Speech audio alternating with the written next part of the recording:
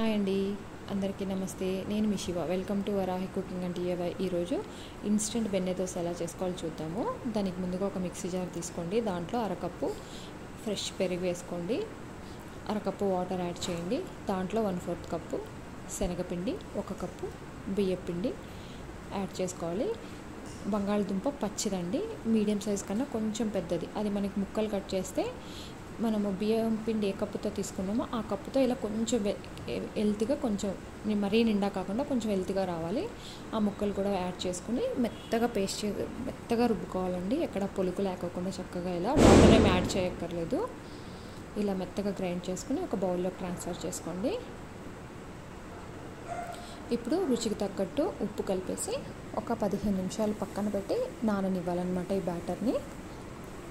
తర్వాత కొంచెం చిక్కపడితే కనుక మనం దోశ వేసుకునేటప్పుడు కొంచెం వాటర్ యాడ్ చేసుకోవచ్చు.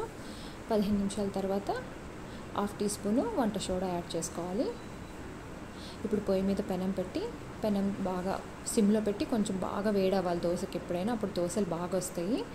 ఇప్పుడు ఆయిల్ వేసి ఉల్లిపాయతో రుద్ది దోశ వేసిన తర్వాత అప్పుడు మనము ఐ ఫ్లేమ్లో పెట్టుకోవాలి. దోశలు ఎప్పుడైనా ఐ ఫ్లేమ్లో పెట్టి వేస్తే సరిగ్గా రావన్నమాట, ఉండలాగా వస్తాయి. ఇలా హోల్స్ చూసారా ఎంత బాగా పడుతున్నాయో. మనం నార్మల్ దోశ పిండి రుబ్బుకునే పని లేకపోయినా చక్కగా ఇలా అప్పటికప్పుడు దోశ చేసుకోవచ్చు. పైన బటర్ వేసి చక్కగా కాల్చుకోవచ్చు. చాలా బాగుంటాయి, తప్పకుండా ట్రై చేయండి. ఈ వీడియో నచ్చితే కనుక లైక్ చేయండి, షేర్ చేయండి, మీ ఫ్రెండ్స్కి, ఫ్యామిలీ మెంబర్స్కి షేర్ చేయండి. చట్నీ రెసిపీ వచ్చేసి కింద మీకు లింక్ ఇస్తాను, తప్పకుండా చూడండి. నెక్స్ట్ వీడియోలో మళ్ళీ కలుద్దాం. బాయ్ అండి.